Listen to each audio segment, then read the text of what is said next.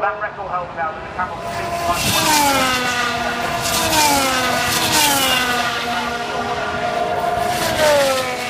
Hello everyone, welcome back to the Grand Prix Podcast. I'm Elton, this is Andy. Hello. And we are here to review the 2018 Chinese Grand Prix. So... We are. Can I get your thoughts on it? Just, could you sum up in one sentence how you felt about this race? I'll tell you what, I've got a better idea. Okay. I'm going to do a little magic trick here. I've got a sealed envelope here in front of me, okay? I'm just going to... So sealed envelope. You can hear this, right? Yeah. And in here, I've got your reactions to the race, okay? So hang on. I'm going to open it now.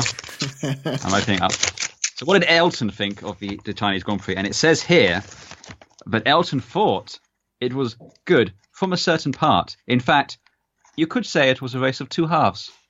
Bloody hell. How'd you know that? That's magic, mate. You know, magic circle. I cannot reveal my secrets. Top man. Okay, so thank you. What about your own thoughts? Yeah, I liked it. It was all right. Okay, good. It was good. I really liked it. Not a fan of early mornings, if I'm honest. But you know what? If the races were like this, I'd be fine. I got to tell you, waking up for Australia and that race, that was a slog. But this one, at least, it gives you enough to once it's like a good jolt of caffeine. It gives just enough to keep you motivated and awake. I don't. Right, with the different changing of times, right? I love the early morning ones because I get my dose of Grand Prix as soon as I wake up on the Sunday. I love that. But I'm always a bit disappointed once it's over and then 1 o'clock, 2 o'clock rolls around. I'm like, I could be watching the Grand Prix. I mean, by the time the coverage is finished. Yeah. That would be the normal Grand Prix coverage. But then I like the late ones where we can just watch it and then jump straight on and record these. So I don't know. I like the early ones. It's true. Our unfiltered. Yeah, that's right. So I don't mind the early ones. I just don't like being up in the morning. Who does anyway? I thought I'd better give everyone a little warning as well. We are two idiots that like to talk about Formula One, but don't know anything really about it. And we will swear during this. So if you have little kids around, it's best that they aren't around when we're effing and jeffing all over the place, because we're bound to. Especially this weekend, because we're being extra idiots this weekend. So I feel that there is going to be some swearing at certain people during this. Yeah. I just feel like I'm building it up already. I feel like it's in my water already. But anyway, right, what I'm going to do before anything else, we received an email 2 weeks ago. An electronic mail, sir? Yeah, definitely did. By stenograph. And, well, we've got two. We got one to read out later. So, look, it's on a piece of paper and everything. Wow. I will read out the second one after we've reviewed the race. Okay. But this one, we received it before last week's race, but me being an idiot, I had it all written down, but totally forgot to read it out. So, what I'm going to do, I'm going to read this out now and get your thoughts on it. And it is from Nay Rayan. I hope I'm pronouncing that right. Nay Rayan. I can almost guarantee you're not. Yeah, okay. Nay Rayan Hamari. That's what I apologies if I am pronouncing that incorrectly. Probably am. If you've heard me on any other podcast where I have to read anything out, then you understand I'm an idiot. So He can't even say my name. I mean, straight up. Pronounce my surname. And the email goes like this. Your comment about the F1 team should develop the aero behind the model of another car in a wind tunnel to optimize the realistic racing conditions is a great idea. That is easily the most sensible proposal I've heard yet. To the issue of cars not being able to follow or overtake other cars, kudos to you and your great podcast. And you've got a little exclamation mark just to stamp the authority home with that one. So there we go. Oh, that's really nice. That's awesome, that is. Yeah. I cannot take full credit for coming up with that idea. I heard it somewhere else. But yeah, when these two idiots, you and me, could figure that out, why can't the teams figure it out? They're selfish, that's why. Yeah. Anyway, well, thank you very much for the email. if you do want to send any other emails in, and for me to forget about them in future, the email address is boxboxbox@grandprixpodcast.com, and you can pop along there, and then we will read them out at the earliest possible convenience to us, I suppose. So, with that all being done, thank you very much. Any other business that needs to be cleared up between the last race and this race? Bearing in mind there was only a week in between the two races. Less than a week between the races. Well, we have. Should we do a follow up on Ferrari's pit stop? Yes, please, because I have a bit of a moan about that. Well, I'll give you the facts as I understand them. So the mechanic, who I did have his name here, but I've lost it. Effectively, he broke his shin bone and his fibula. Yeah. He was taken to the medical centre. It's all been kind of bolted or stitched together or whatever. He's out on crutches, I believe. And in fact, I think he's gone back to Italy from Bahrain. But Ferrari were fined, I believe, €50,000. Yes, €50,000 for their botched pit stop. To give you some context, Haas, for 2 unsafe releases where the cars left without the wheel, were fined a total of, I believe, €5,000. Okay. So an injury warrants more money, does it? Well, possibly. I mean, it maybe you got on the phone to one of those ads from a hospital. Have you been injured in an accident at work? It wasn't your fault.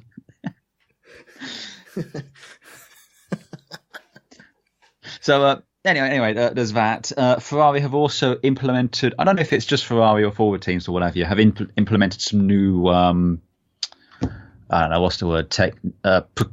Procedures or what have you. There's with Ferrari, there's an extra person now whose job is to just watch the rear tires going on. Yep. To make sure they all go on fine. And they've revised the switch on the guns, and they've changed the position. So no longer does the tyre man stand in front of the car while pulling the tyre off. Right. Mm-hmm. I mean, basically, if you want to know what they said what actually caused the issue, it was a wheel nut issue again. Mm-hmm. On this one, and basically the gun turned, but it didn't unlock the wheel nut. So he took the gun off and tried again and did it. And the Ferrari guns don't actually need mechanic input to register they're complete. It knows that if it's gone on the tyre and spun, it assumes the wheel nut is off. Mm. And if it's put back on and spun again, it assumes it's gone back on. So it's a fully automated system there. And I think they just basically got rid of that in the meantime anyway. But this is then the third Ferrari-derived wheel nut issue in as many races, I believe, would have been. Yeah, it would have been. Yeah. Okay. Yeah. I've just had a thought going through my head, so I need to get it out now because otherwise I'll forget about it. Okay. A couple of years ago, maybe a decade ago, when they had wheel problems before, they used to put the wheels on and then used to pull a pin, like a lever. You'd wrap your fingers around it and then yank it, and it'll provide a solution of if the nut ever came loose, then the wheel would still stay attached to the hub. It would like send out locking bolts so the wheel wouldn't actually be able to roll off. Yeah. And I'm thinking, well, why not have that system on all the 4 wheels now? So I believe they still have it. At least I was watching some of a pre-race thing talking about those capture nut things. Mm. And the cars still have it. The problem is, given the weight of the wheels and the forces involved, they're only really meant to stop the wheel coming off at pit lane speeds, effectively. Yeah. It's basically if you go, they can, because I believe they can wheel the car back in the pits. Yeah. As long as it's not left for pit lane, they're okay. So the idea is if you suddenly go and you realise there's a problem, you can stop before you get to the end. Yeah. No, well, my idea is if you have something physical that you need to pull, then you're applying an act. And you can have a micro switch on that, which you could, once it is physically pulled by an engineer to say that wheel is complete, then there you go. The micro switch makes, and you get a green light for it. No, I mean, you could do. I mean, I have a suggestion, which no doubt goes against the DNA of Formula One, and will piss off a lot of people. But inspired by what we see in WEC and IndyCar, you just have one person per tyre or per wheel. Yeah. Because then the car pulls in, the guy yanks the tyre, gun, yanks the tyre off, tyre on, gun, and go. I mean, and yes, the pit stops will be slower, but A, it gives people a chance to actually see what's going on. And B, I find that a much more elegant solution. I mean, in IndyCar, you have one person does all the tyres, isn't it? Or it's one person takes them off while the other's coming behind putting them on. No, it's two people. Is it two? Two people, still, one does the rear, one does the front. Yeah. But I mean, even if you have one person per corner doing it or something like that, because again, you've got 3 people per corner plus 2 for stabilizing the car when it's up on the jacks. You have 2 jackmen, the one who actually on the jacks. Then you have 2 backup jackmen, Hugh Jackman, in fact. Then you've got like 2 spotters, 3 spotters now for Ferrari. Yep. And I mean, yeah, okay, a 2-second pit stop. Oh, very impressive. But realistically, that's it. That's the plateau. You cannot do it much quicker than 2 seconds.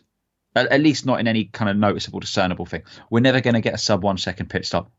Physically impossible. Yeah. So now we've seen the fastest you can possibly do it. Fine. It's all very impressive. Let's just go the other way now and do something that's a little bit safer. And again, teams complaining about costs and all this. Well, there you go then. You've got, nearly a dozen guys that you don't necessarily have to have being flown around the world to each of these races.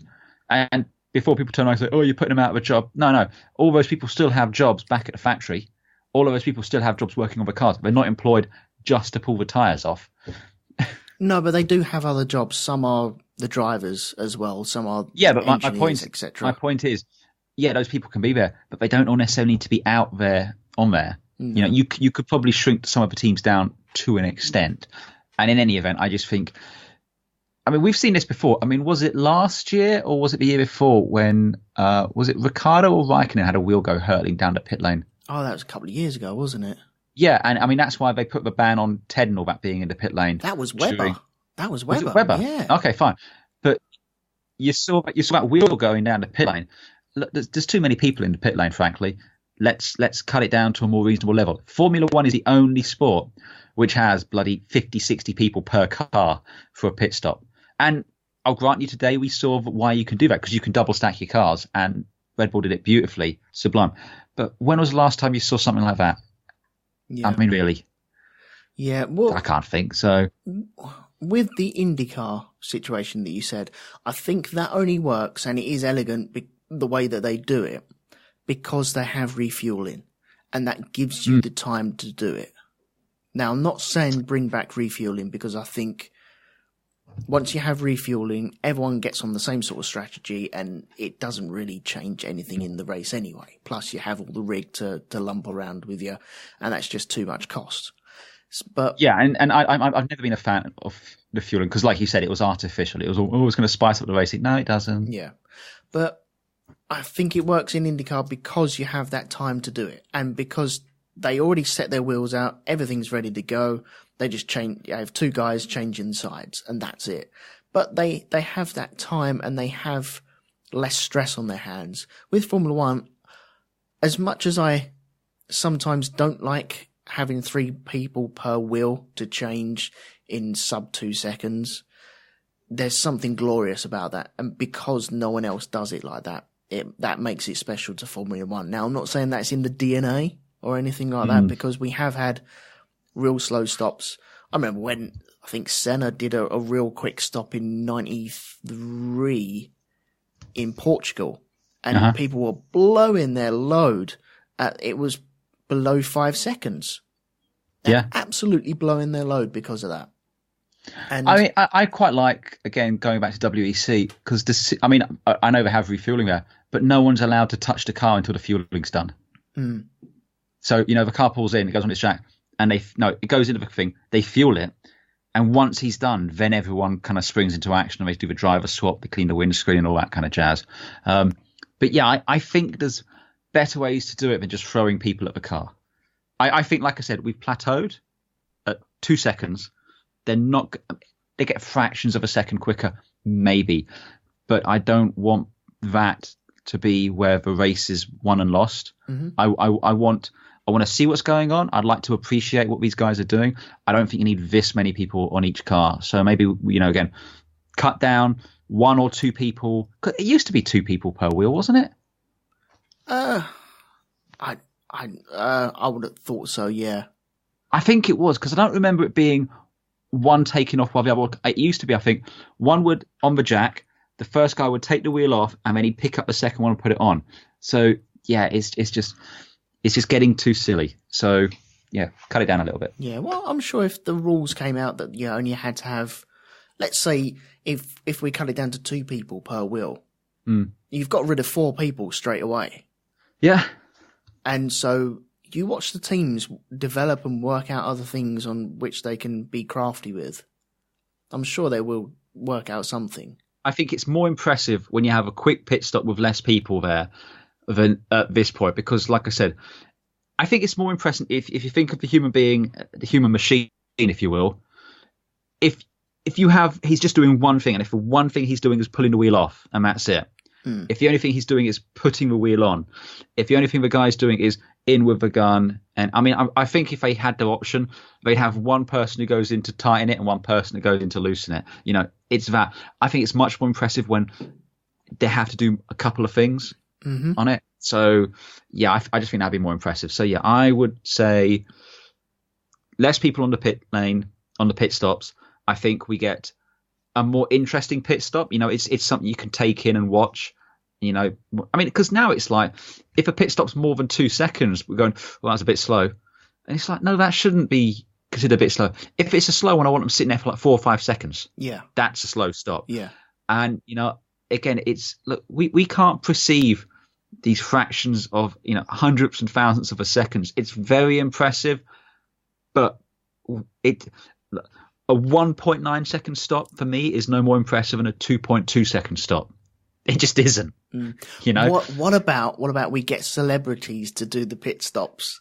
Well, didn't Williams try that last year with Guy Mine? Yeah, but proper EFG's list celebrities that you have the potential for them to really screw up really bad. Let's say from like an Italian soap opera, they come along and do Ferrari one week, and then Williams get EastEnders to do their one. Oh, imagine that. That would be lovely. No, I refuse. I refuse to imagine it. Yeah, fair enough. One thing I did want to moan about, though, I am going to do this. Okay. I didn't notice this until after we recorded last time out, that people were on. I've actually spoken to a couple of people about this as well, and I've set them straight as well.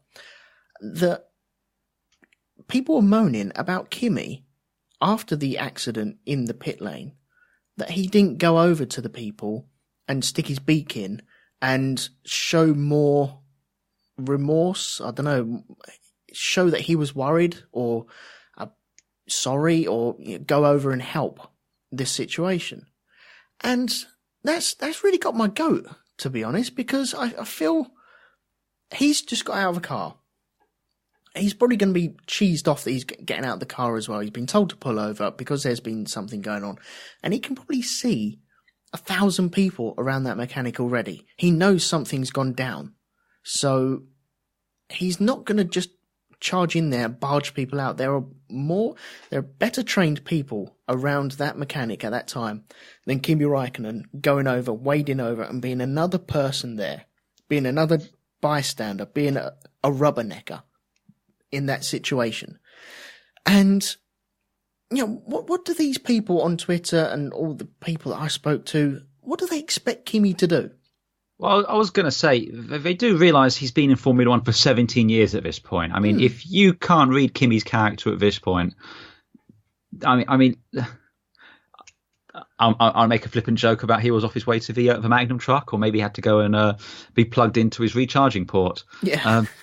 But what do they want him to do? Get out his car phone and phone for an ambulance. Put a little triangle out. Well, Do they want him to put a little red triangle at the end of the pit lane to warn people that there's been an incident? No. No, they want him to oh, is he okay? Oh, sorry. No, I quite liked it. Kim was, he was fucking hacked off. He fucked my race up, basically. Yeah. And it wasn't directed at that guy. He wasn't mad at the guy. He's mad at the team. And quite rightly so. The team done fucked up. But people are moaning that he's not showing any emotion to go over there and help out. Elton. It's Kimi. Elton. We've established, as of 2016, people are idiots. Yeah, I know. It's just... I was speaking to some guy about this, and I know full well that he doesn't listen to this, so that's fine. But he was going, no, he should have gone over there and checked him. Oh, well, he had medics over there, he had other people over there, he had other engineers over there. Yeah, but he should have gone over there. What was he going to do when he saw what happened? Would he fall to his knees like Shawshank Redemption style and go, no? I don't know. Like cradle him and go, why couldn't it be me? Oh, sorry, it was Kimi. Why couldn't it be me? Anyway. I was thinking more, Duncan out of the Green Mile, where he's just cuddling them little children that have been murdered by someone else. And he's just crying there going, no, it wasn't me, Mr. Jangles. This is a cheery cast this week, isn't it? Sorry, man. Yeah, I'm in one of them moods. But yeah, idiots. If you thought that he should have given more emotion, you're an idiot. He probably felt just as bad when he found out exactly what was going on. But he's not going to stick his nose in there because he has no right to stick his nose in there. He's not a trained medic, as far as we know. So yeah. Anyway. Get bent, as far as I'm concerned. Two other things I think worth going over from last week. Mm-hmm. The first one was Verstappen. You remember he had that spin in Q1? Yes. Faked his car. Because there was a sudden release of 150 brake horsepower. Yep. They tracked down the cause of that. Okay. It was his right foot. Ah, there we go. So it wasn't just a magical burst of 150 horsepower then, no? It was by a foot oscillation. Right. Which I believe is technical term for he done stood on the loud pedal. They looked at the telemetry, saw that there was a little peak where his foot had pressed the pedal and applied the 150 horsepower. Exactly, yes. Okay. So there's that. The other bit is apparently there was a deadline of May to agree on what the engine's going to be like for 2021. Oh, so okay. Obviously that's never going to happen. Yeah. Tying into that as well, they're still quite keen on simplifying the aero on the front wings for next year to try and encourage more overtaking, which I'll get onto in a second, but cars didn't seem to have a huge amount of trouble in this weekend overtaking. But still, something about, if it takes much longer than May, then you have to get all the teams to agree, and that's like trying to herd cats. Never going to happen. Yeah. Can I throw something into the mix now? Why not? Go on. Because I think it's obsolete now. Get rid of the plank underneath the car. But you don't like seeing all those sparks artificially created by all the They're not off the plank. You don't get sparks off the plank, do you? No, but they're off of the skid strips on the plank, aren't they? I'm all for keeping the skid strips.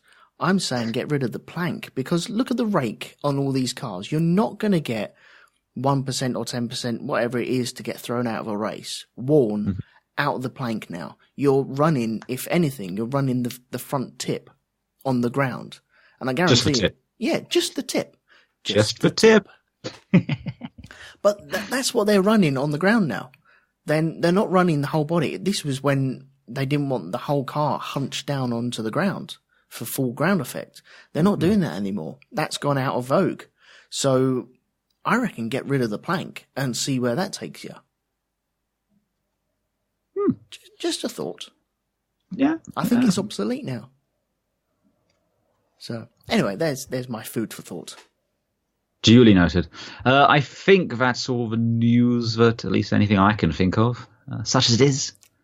Okay, right. Well, what I'm going to do, I'm going to blast through free practice and the qualifying, if that's all right with you. Blast away. Okay, right. This is going to be pretty quick, I think. FP1 was very blustery, which is possibly to blame for Max Verstappen spinning into the gravel, which I think also appeared to happen to Van Dorn as well at turn 10. So Max Verstappen not having clean weekends thus far. So I think that was going to continue on the weekend, during the weekend anyway, wasn't it? So, yes. FP2, there was an unsafe release when Van Dorn had a loose rear wheel, which is not good. Nope. He got out the pits. He went round one corner, and he said, "Yeah, it feels a bit wobbly," and they pulled him over straight away. And there was a little bit of rain in the last 10 minutes of FP2. And FP3 is where a little bit of drama happened because we had rain, I think, all the way through the night. The circuit got soaked, and so all the AstroTurf around the circuit got soaked. And so we had a massive spin for Hamilton where he went onto the waterlogged AstroTurf and ended up just dropping it and spinning around 3 or 4 times on one of the back straights. And also Ricciardo had a turbo/engine failure. Now, I'm not too sure whether it's actually determined to be a turbo or engine, or whether that's. I think they've said it's turbo. I mean, it's all part of the engine and stuff these days. But yes, it did do a rather impressive impression of Errol the Dragon from the Terry Pratchett novel Guards. Yes, yeah, definitely. That's a deep cut right there. But yeah, yeah, but that was very impressive. But that leads into qualifying because I think Red Bull did a 2-hour engine change. Or turbo/engine change. They had to remove, hour faster than they've ever done before. Yeah, that's right. And got Ricciardo out with 2 minutes to go, and he promptly christened that new turbo with a nice power slide out of the pit lane. So, I loved watching the cars coming out of the pits doing this. Yeah, that was nice, wasn't it? Giving it a full bean sideways sort of thing. Yeah, just drifted out there. I thought that was superb. Leclerc had a spin. Coming onto the straight off the last corner, he went across the rumble strip and it nearly spat him into the wall, but he survived to tell the tale. And we lost Ericsson, Leclerc, Stroll, Gasly, and Sirocco as well. Oh wait, are we in qualifying now? Yeah, we are in qualifying. Yeah. Oh, okay, fine. Sorry, I missed that bit, but yes, yes. Sirotkin, sorry, not Sirocco. I've written down Sirocco. Why have I written down Sirocco? Sirotkin, Sergei Sirotkin. Into Q2. We had Raikkonen and Vettel topping the table earlier on. Hamilton went top on the softs in front of Bottas by 0.149 seconds. So he was just ahead of everyone else. We lost Hartley, Van Dorn, Alonso, Ocon, and Magnussen. And then into Q3, we had Ferraris topping it easy peasy in their first wave. But it was Kimi on top for most of it. And Vettel came round. He did snatch pole position towards the very, very end. But he only got it in the last quarter of that of the lap. I think he matched... they matched it. They matched for sectors 1 and 2. It was only in sector 3 that he gained time. Yeah. And Mercedes kind of gave up on that as well, didn't they? I saw Lewis Hamilton. He went a bit wide at the chicane at the very end of the long straight that we have on this circuit, and then he just decided, do you know what? I ain't going to beat my time, so took it into the car park.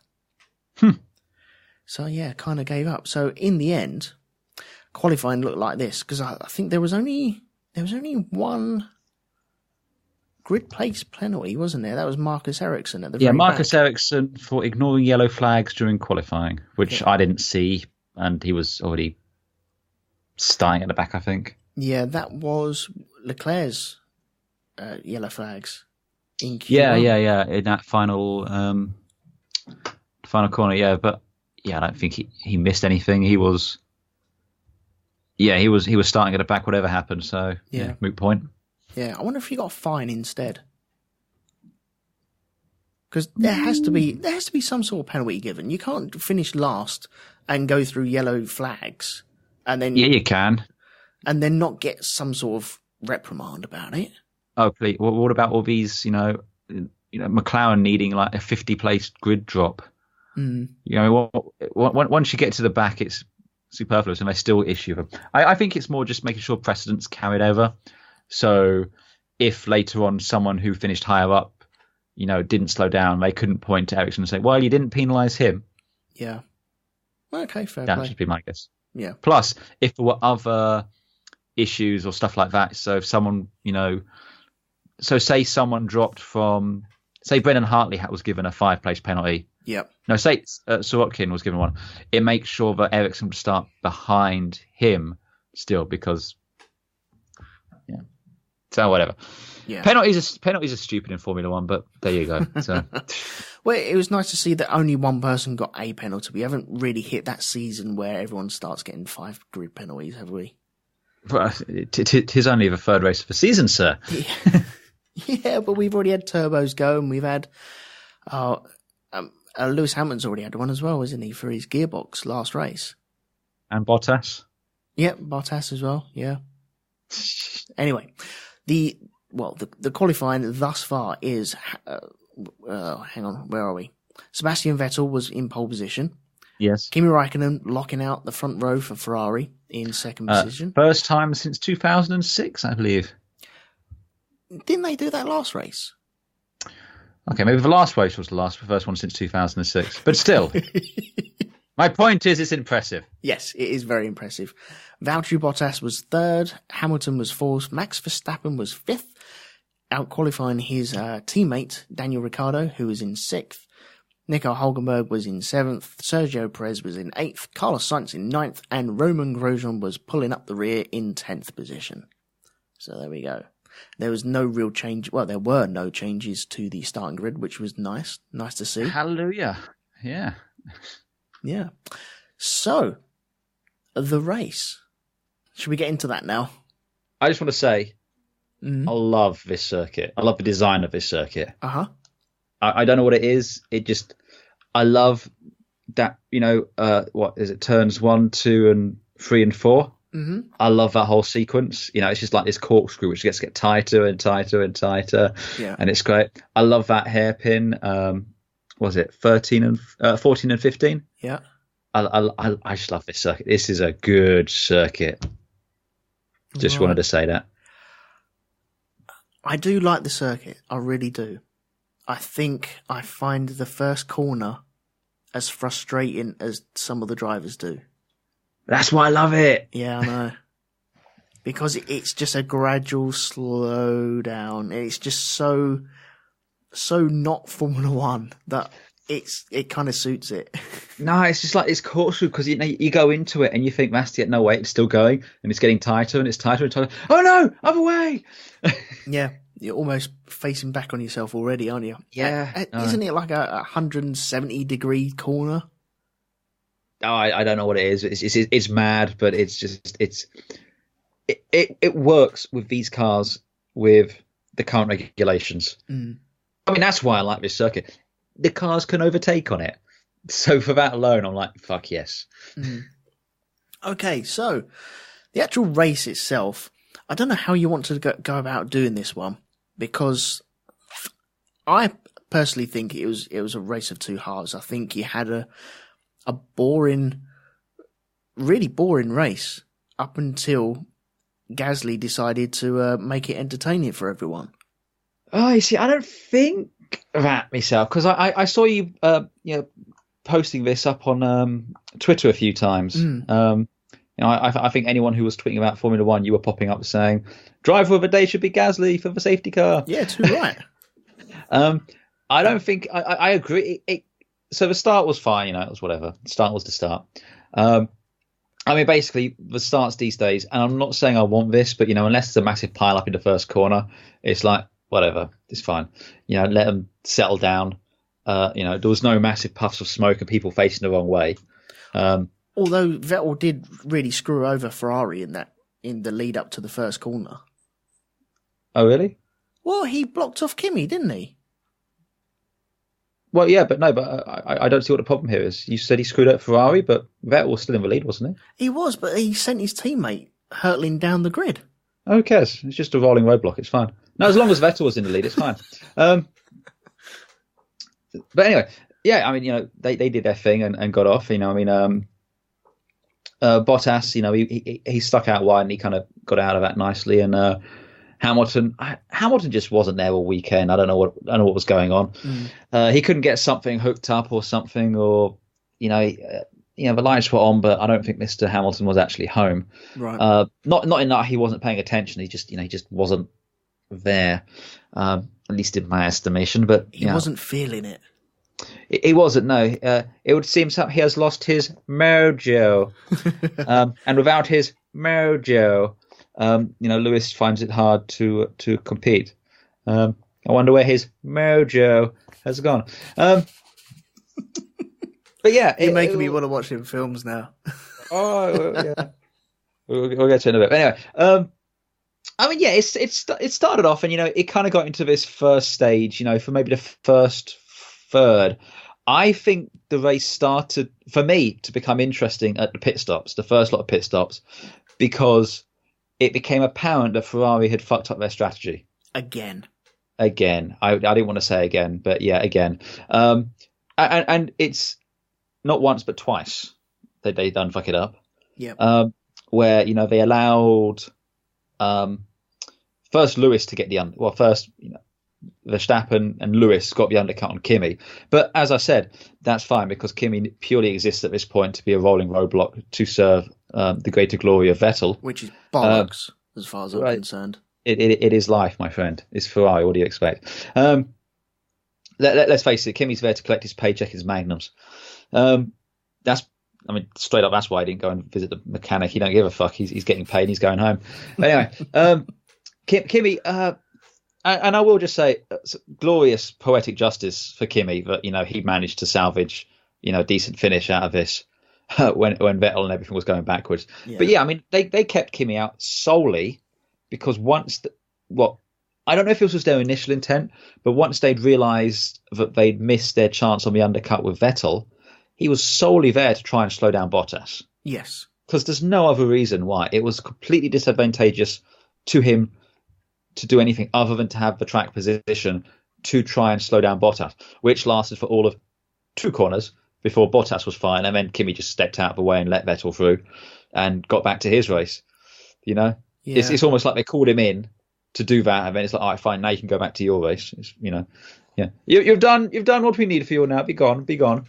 Yeah, and did that. So for me, that was interesting there, seeing how that was kind of playing out with everything there, because you know Vettel was still within striking distance of Bottas, and I thought we were getting in for a bit of a cat and mouse game there, because you know we had last week out everyone was criticising Bottas for not being aggressive enough.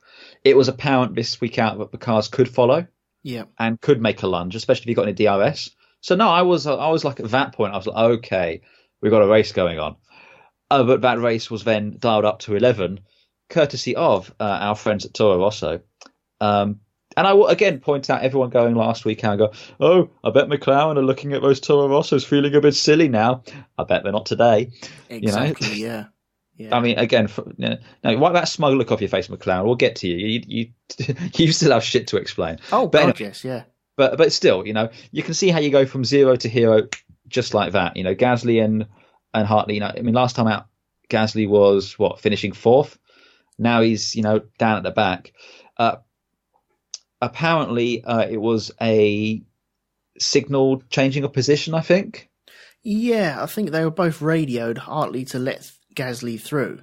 Yeah. And I think maybe Hartley was going to let him through, but maybe on the main straight. But I think Hartley maybe went a bit wide and then cut across the apex, took his line, and Gasly thought that was the opportunity to take the position. No, Hartley has zero blame here whatsoever from my estimation. You know, fine, he's received a notification he's going to do it to swap the places, and that's fine. But what you had is, he going into that hairpin, Gasly just came in way too hot. Yeah. You know, thought, oh, he's been told he's going to let me by, so I'm just going to cut in here. And yeah, he took them both out effectively, nearly fucked them both. He was going to hit him anyway, wasn't he? Oh, he was going to try and take the corner using Hartley as a bump stop. At least that's what it looked like. So, yeah, I mean, kind of 0 to hero there. I mean, again, I hate it when they, straight on the radio going, oh, he closed the door on me. Yeah. No, the door wasn't even not open. There was no door. You did done go crash into your teammate. Exactly, yeah. And as we know, there are 2 rules to Torro Roso Club. Rule 1 is you do not crash into your teammate. Rule 2 is you do not crash into your teammate. Rule 3 is no smoking. And yeah, apparently Frank Tost was livid. Livid. I can't blame him at all. No. But I kind of feel bad for the bloke because, he had last year with Kvyat and Sainz, and then he had, prior to that, Verstappen and Kvyat. And his drivers, they're just like, his repair bill must be through the fucking roof for all of this. God, yeah. I just kind of picture when this happened, he kind of table flips the entire pit wall assembly over. It's like, God damn it! Yep. So, yeah, they did that and made a mess. And... and they both managed to keep going, but Hartley lost his front wing. No, Gasly lost his front wing. Was it Gasly or Hartley? Gasly lost his front wing definitely because when the safety car came out and was called out, he was passed by Max Verstappen down the pit lane, wasn't he? Yeah. Was it Verstappen? Yeah, it was Verstappen down the pit lane. Yeah. So yeah, it was just clumsy. It was foolish, and I know you're young and you don't want to be seen to be. Just own your fucking mistakes. Yeah. Just come on and say, my bad. Well, and I think it's one of them things where you're in a dogfight, and especially if you hit your teammate, you need an excuse straight away. And maybe if he was going into that corner way too hot anyway, because I think a collision was going to happen anyway. Yeah. But if he's got on his mind he's going to let me through, but he doesn't know where he's going to be let through, then that's going to play into that sort of situation and maybe cause an accident because you're second guessing as to where it's going to happen unless you're informed as to when it's going to happen or it's a clear indication. I don't think Hartley was offline or anything like that. I think it was more a case of he went deep to take the apex later and then get a faster exit. So I think it's just a way Gasly just misreading this situation totally. Possibly. I mean, we do forget, very inexperienced. But something I think Brundle said in a commentary, because they were talking about how, Gasly had a lot more experience with the last circuit than this one. You can't use that excuse at this level. You just can't, No. Not knowing a circuit is just not an excuse. So no, with simulation time and bearing in mind you're going to every track and it might be relayed or bumps might have increased, etc. It's going to be a new circuit. You've got to learn that circuit anyway. So no, there is no excuse about learning the circuit. Everyone's going in there. If you haven't learned it on the Friday or the Saturday, unless you have significant reduced time, like Paul di Resta going into the Williams last year in Hungary. That is a time where, he doesn't know the circuit. He's just been thrown in for FP3 and then qualifying.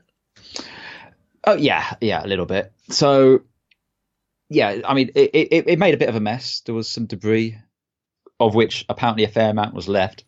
You had someone come over the radio saying, there's a lot of debris on the circuit.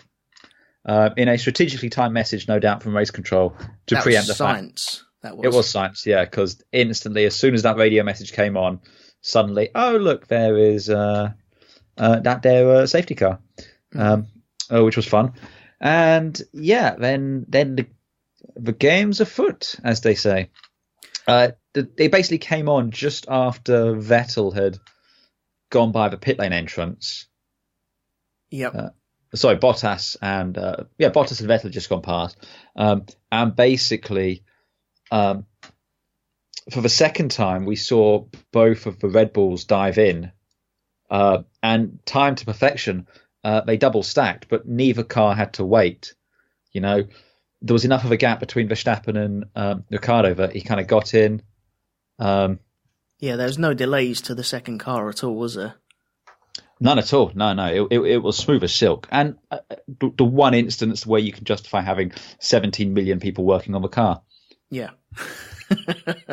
Yeah, with all them other tyres laying around as well. Must have looked like a quick fit at some point. Yeah. So basically, they got into the pits, out brand new fresh tyres behind the safety car. The really weird thing at this point is Hamilton didn't pit, who was between the two. Between the two cars. I don't know. I don't know who you blame's the wrong word here, but who failed to seize the initiative. Either the pit wall wasn't on it and didn't say you should be in, or Hamilton wasn't aware and thought safety car, tyres, go. Which I would have thought a driver of his experience and his calibre, you see that light go on, I'm straight in. Right, I think this was Mercedes racing Ferrari. I don't think this was Mercedes racing Red Bull at that time. But still, even so, they know Bottas has gone through on old tyres. Ferrari's gone through on old tyres. I'm here in, I think he was at fourth at that point. Mm-hmm. He's there at that point. He can't. He's got no pace in the car. So here's a good opportunity to do something else, mix it up. If nothing else, on the restart, brand new shiny fresh rubber. And they had extra tyres because they brought extra softs, hadn't they? Yes, they did. Yeah, I think they only brought one set of the mediums. So they had the extras. I honestly just think that when Ferrari looks silly, it's because Mercedes are taking the game to them. And they did that where they jumped them in the first round of pit stops. And both of them look silly now because Red Bull took it to them by taking the free, shall we say, pit stop that they could have under the safety car. With both cars as well. Yeah. And they had precedent earlier on because their first pit stops, they were double stacked then as well, weren't they? Yeah. And so there was form for it and they'd done it really well. There was no problems. Thank goodness both cars got in and got out with no problems whatsoever. And I think Red Bull are pretty good at that sort of thing. And they're very good at thinking on their feet when, you give Red Bull they can, if the circumstances are right, Red Bull will make lemonade. Yeah. Whereas I think Ferrari will complain someone's pissed in their water. Yeah. Too right. Yeah. Still looks yellow though. Oh yeah, exactly. Gets the job done. But yeah, the Red Bull boys were on it. But like I said, fine. I just think the default should be, even if, you guys out in front are fine. It's clear that A, Lewis was struggling, and B, okay, Raikkonen had just pitted a little while before, but again, you can always put fresher tyres on. It's a free pit stop. Mm-hmm. Yes, cost 0.000. It's free. It's not a virtual safety car thing where, you've got to worry about delta times and shit like that. No, it's free. You can come in, have some shiny new rubber. Ain't going to cost you a thing. No, that's right. So, yeah, I mean, there's some people drop the ball, and I think you're probably right. It is both the Mercedes and Ferrari guys are just there staring at each other. But I just think, I'll let Kimi off, and I'll say an unkind thing, but I don't mean it as an unkind thing. But like I said, I think Kimi is just driving. He's driving to what he's told to do. That's just what he's doing now. He don't care. You tell me to box, I'll box. You tell me to do this. Kimi's not going to turn around and give you an initiative of how you win the race. I don't think. No. He's there to collect his paycheck, eat his magnums, and fuck off home. Yeah. Whereas Lewis, though, I feel he should have been coming to the pits. I want to see the Mercedes team suddenly scrambling to get the tyres because they suddenly go, yes, the guy's a genius. He's coming to the pits now. He's followed the Red Bull. I mean, you do that, you'd probably messed up Ricciardo's race as well. because then he's got to navigate another car getting in. That's the thing, if the Mercedes are quick enough, then pulling out, they might have disrupted Max. They could have jumped. There was a lot of options there if they did it, but they didn't. He just blindly went around and followed the train, and it was just. And then you had Hamilton later going, the car's behind us on fresher tyre. Dude, you saw Verstappen go into the pits in front of you. Yeah, he was kind of sat there going, how do I get another free pit stop? This isn't fair. Yeah. You guys should have pulled me in. Well, it felt almost like if he had driven into the pit lane, they would have scrambled and got tyres ready for him. Oh yeah. Now that would have been a stroke of genius if it had followed in Max Verstappen into the pits and driven around a Torro Roso going down the pit lane. And yeah, I think that would have changed the whole premise of the whole race. It'd have changed the dynamic without a doubt. Yeah. And he would have been classed as a genius. 0 to hero, just like that. Yeah, exactly. But no, again, I just don't think Lewis was switched on. Right. So, do you think that was the turning point of the race, the safety car? I think the race started to turn at the pit stops with the undercut. Yep. But the safety car was the slam dunk. So before the safety car, who was in line to actually win the race, do you think? Do you reckon that was the Mercedes of Bottas that was going to go on and win that? I honestly don't know, which is, again, what I like. I honestly think Vettel and Ferrari might have been able to put something together to have done something. Right. What the safety car did, though, is it brought the Red Bulls into contention and closed everyone up. That was what it did. Yeah. So without that, you've still got a race on between Bottas and Vettel. Maybe Max if he can close it up.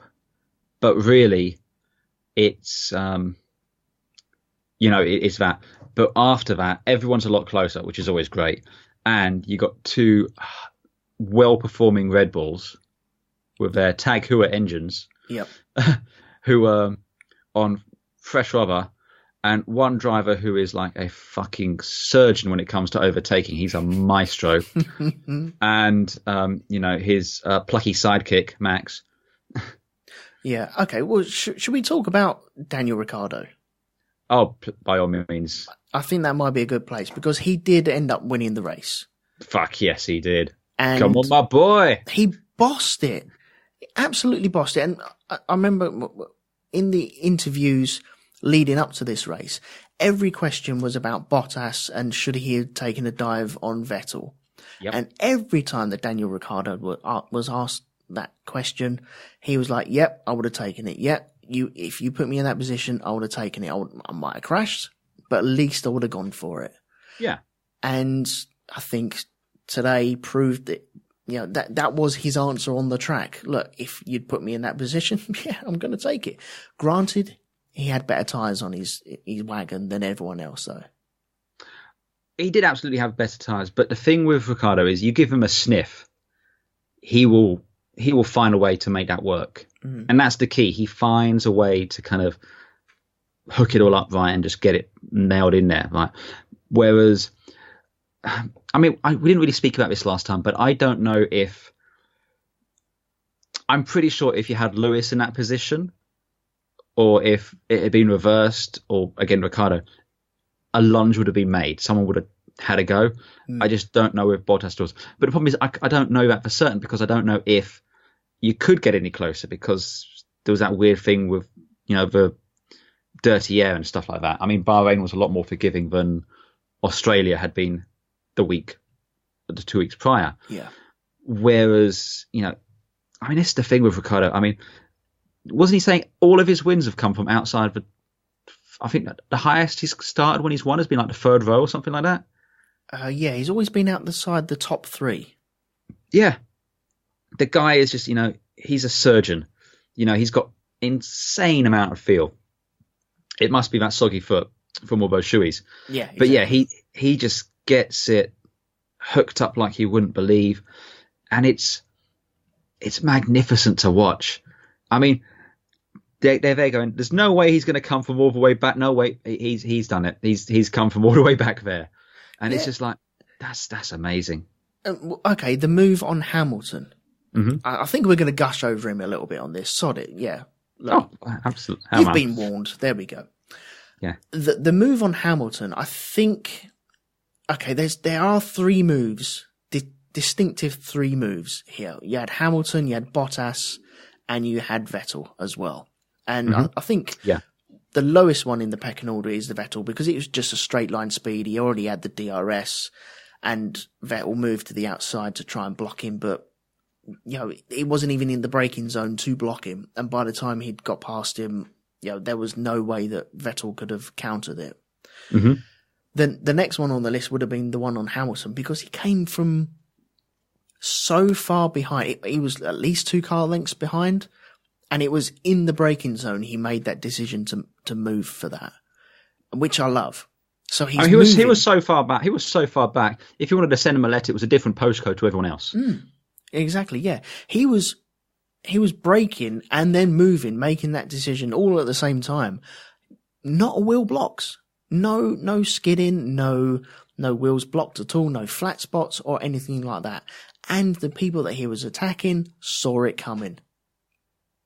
And they had no response. He left it so late for them that they just had no response whatsoever. And it was glorious. Yeah, definitely. And the one on Bottas as well. Now that is where the surgery comes in. That was pure clinical driving. If that was against Rosberg, I think you may have ended up with 2 cars out of the race. Because Rosberg's got that hint of, well, I don't have to give you a car's width. I think I might just push you onto the grass and see where that takes you. Could we just digress very briefly there? Did you hear him on Sky on the half crosty section? I see him moving his mouth. The words that come out of his mouth are meaningless. Oh, apparently in Australia he said Formula One's going to be terrible. We'll be no overtaking at all this season. Once again, I see him. His mouth moves. It's like watching a puppet, a ventriloquist puppet on mute. No, it just opens, closes. Because isn't he supposed to be joining Sky? And then he rocks up after the race? No, I'm not having that. If you're there for the weekend. You can't just rock up after the race. No, thank you. I don't like that man whatsoever. I really don't like that man. Really? I never have guessed. No, I don't know what it is, man. I don't know what it is. No. It's wrong. He's wrong. He's just so wrong. Anyway. I think if that was Bottas, if that was, what's his name again? Nico Rosberg in that Mercedes, then I think you would have had 2 cars pushed off onto the grass. But Bottas played the game. He went to block, and then he realised, oh, hang on. No, I need to squeeze him a little bit more. And he squeezed him just enough. But Ricciardo, he just moved his car over and over and over, and then once again didn't block a wheel.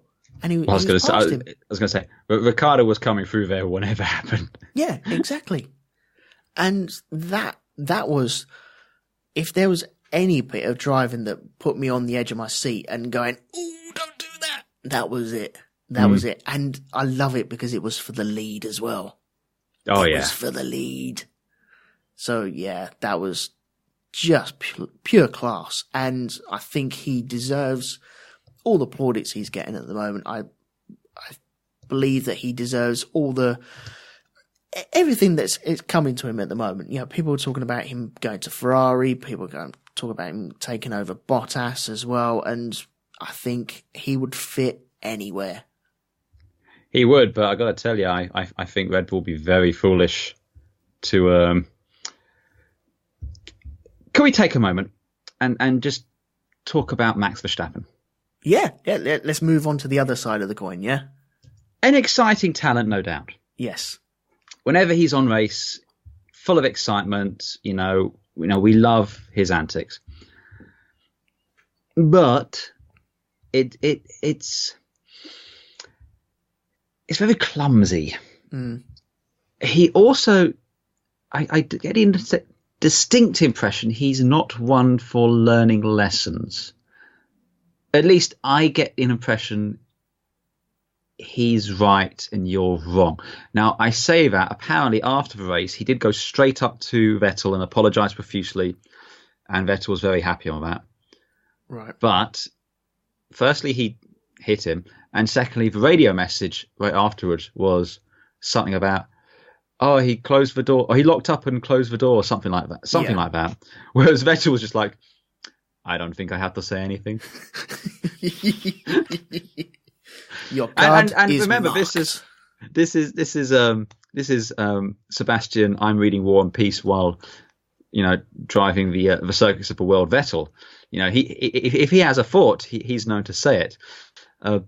Arguably, he's the reason he pretty much destroyed Danny Kvyat single-handedly. Yes, he broke him by getting him fired or whatever and all that sort of jazz.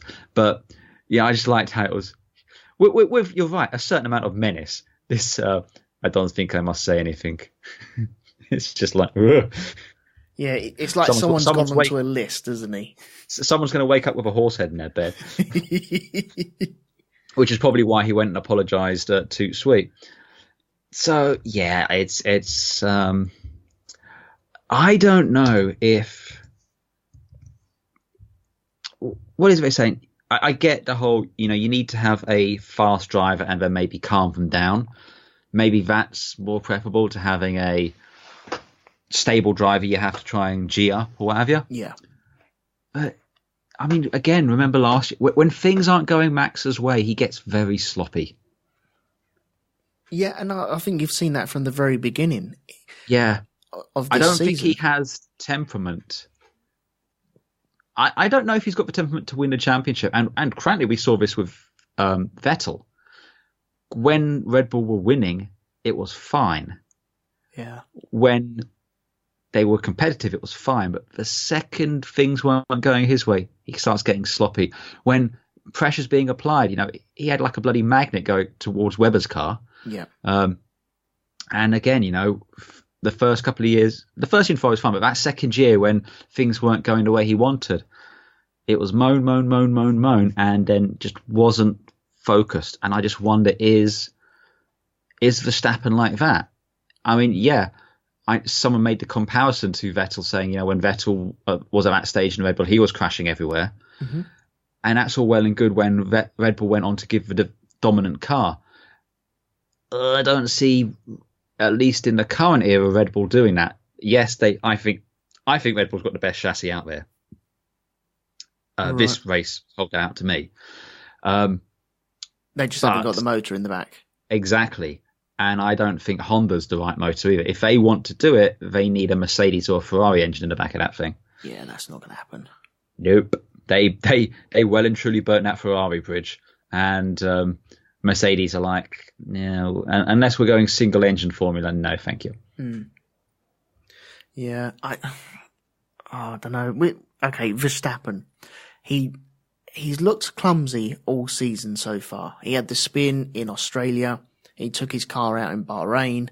You mean the unexpected dropping of 150 horsepower? That's correct. Yes, yeah. The little foot oscillation, I believe. Fiat Uno that decided to jump inside his car and then just give him a spurt of juice. But you had that problem, and then you've had problems in where was it? Qualifying? No, free practice, or whatever it was this weekend. And then he tried to move on Hamilton round the outside of a fast left-hander.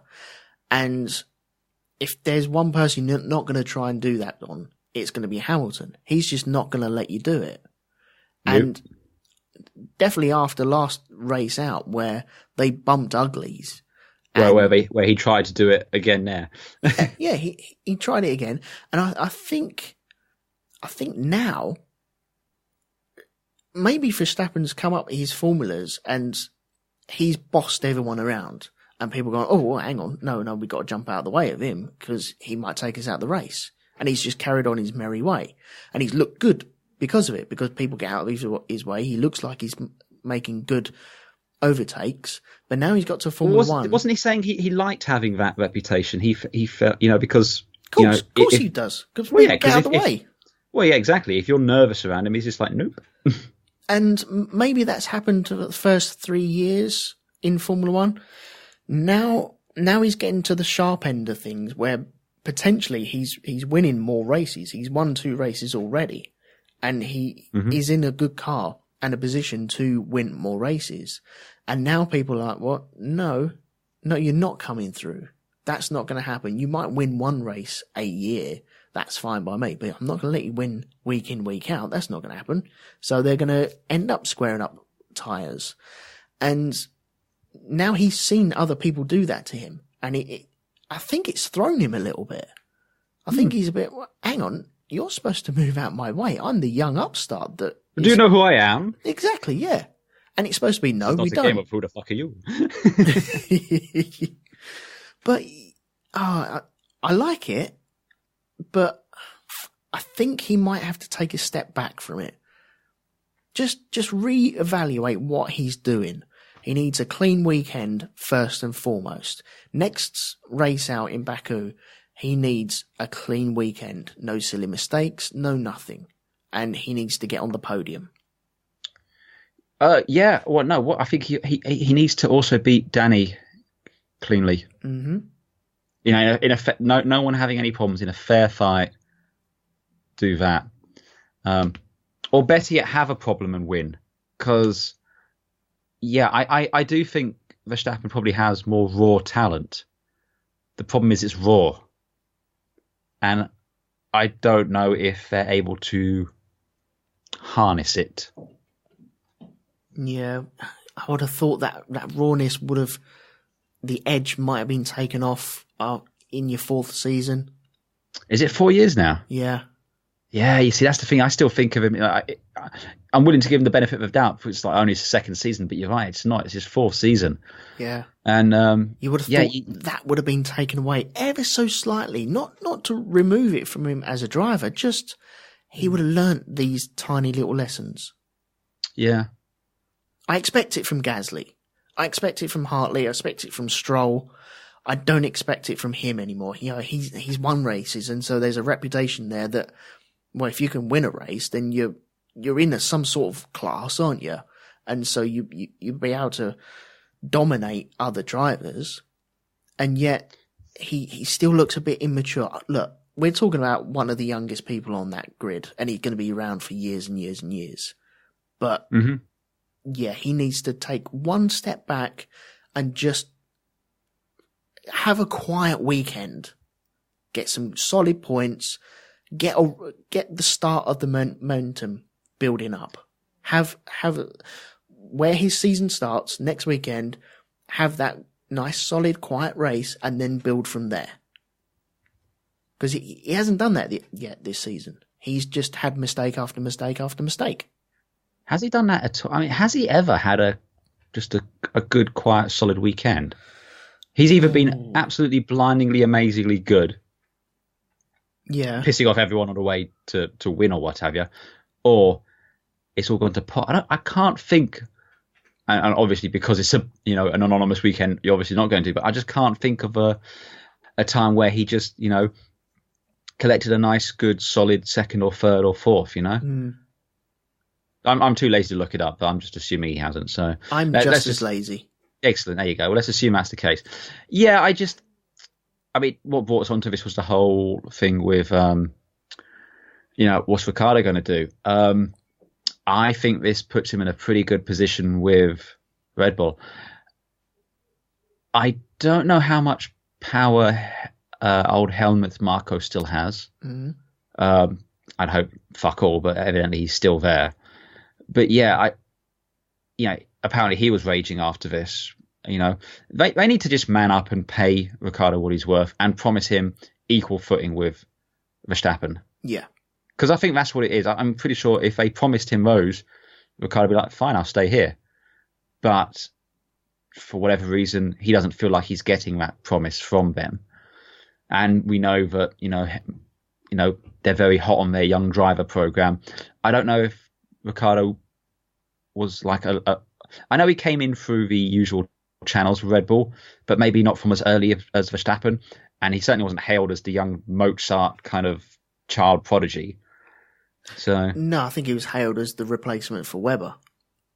Yeah, and again, right out of the gate, he beat Vettel. He scared Vettel off. So yeah, he certainly did. I like him at Red Bull. The problem with Red Bull is that they have a gazillion other drivers filling up the spaces behind. Yeah. It's like gremlins multiplying. You just got loads and loads of people just forming a massive queue. And if you don't clear out the plug at the top, then you can't move that queue along, can you? Yeah, it's a bit of a clog there, isn't it? Yeah. So, well, you have two great drivers there already that, they're not going to demote Verstappen, although when it happened to Kvyat 2 seasons ago, Vettel went off and was like, yeah, okay, right, I think you need to have a word with him, and then they demoted him. Yeah. And it was exactly the same sort of thing, wasn't it? But I honestly think the Kvyat thing was less to do with, Vettel was some of it, but I think more of it was to do with, Verstappen. Even then back in Torro Roso, he wasn't playing nice with Sainz. No, he was getting his elbows out, wasn't he? He was getting his elbows out. Well, it's not only getting his elbows out, he was disrupting the team. Yeah. And so when they got rid of him, or when they bumped him up to the upper team, things got a lot better at Torro Roso, at least for Sainz. Yeah, he's a great talent. He's fast, and again, no one wants him to stop being those things. And quite frankly, I don't really even want him to stop him being a bit of a dick, because it's fun to talk about. But equally so, I don't want, Ricciardo to miss out because his teammate's being a massive dick. Mm. So there you go. Yeah. Well, yeah, they haven't got, Gasly and Hartley aren't exactly a Verstappen in the making, coming up and snapping at the heels of the big team drivers, are they?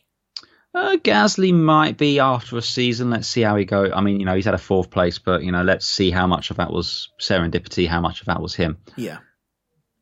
I already rate Gasly higher than I rate bloody the 2 Williams drivers, so there you go. Yeah, this is true. Yeah, it's true. Okay, what else happened? Should we talk about the spin that happened then? Because I think the Verstappen spin. Yeah, the Verstappen and Vettel spin. Because I think we've alluded to it, but we haven't spoken about it.